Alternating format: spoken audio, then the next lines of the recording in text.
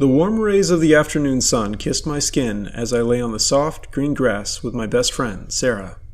We had always cherished these lazy summer afternoons, when we could escape from the hustle and bustle of our busy lives.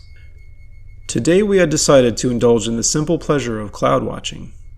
Sarah and I had been inseparable since childhood, and our bond was unbreakable. We would often lie here for hours, gazing up at the sky, and trying to decipher the shapes that formed in the fluffy white clouds. It was a ritual that had remained unchanged throughout our lives. As we lay side by side, our fingers occasionally brushed against each other, and I couldn't help but smile. Sarah had always been there for me through the ups and downs, and I was grateful for her unwavering friendship.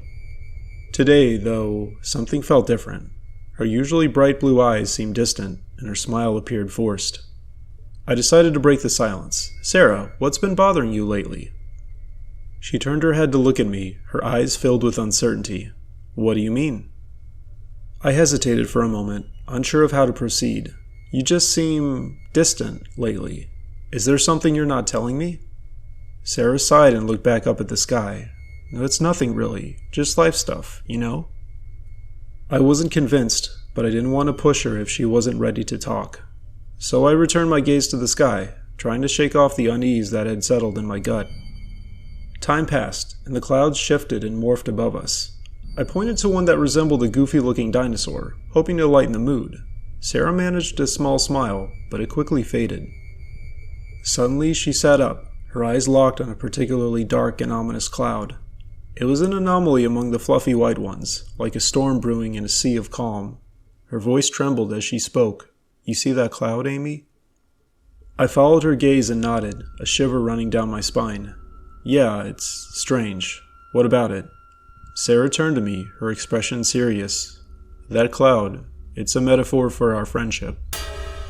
Confused and taken aback, I stared at her, waiting for an explanation. "What do you mean?" Tears welled up in Sarah's eyes as she began to speak. "Amy, I've been keeping something from you for a long time, and it's eating me alive. I can't continue this friendship knowing what I've done." My heart raced as fear and confusion washed over me. Betrayal? Unforgivable? What had she done? However, before I could utter a word, Sarah bolted to her feet, and I noticed her standing over me, looking down menacingly. "Sarah, wait!" I cried out, scrambling to my feet as well.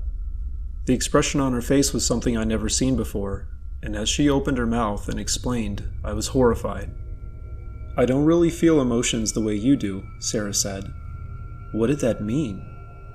"But I always wanted to," she continued.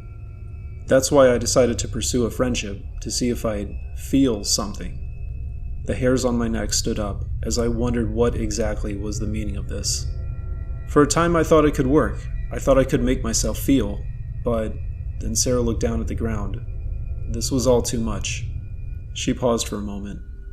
"And I just can't do this anymore." I felt something was coming, but I didn't know what.